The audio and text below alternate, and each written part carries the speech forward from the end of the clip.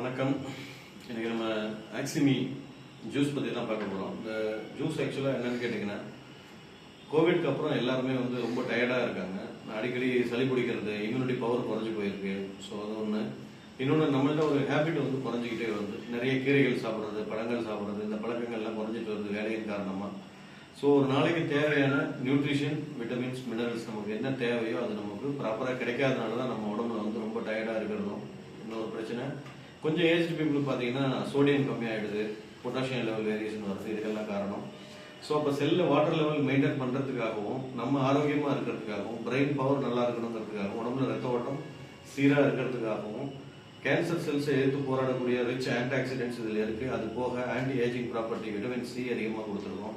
18 வகையான பெரிஸ் கலந்த ஒரு கலவை ரொம்ப சூப்பராக இருக்கும். காலையில் எழுந்தோன்னா ஒரு எம்டி ஸ்டொமக்கில் 30 ml மேலே ஒரு மூடி கொடுத்துருக்கோம். அந்த மூடியில் 30 ml juice, 30 ml water mix பண்ணி குடிச்சிருங்க. அதே போல் நைட் படுக்கிறதுக்கு முன்னாடி 30 ml juice, 30 ml water mix பண்ணி குடிச்சிருங்க.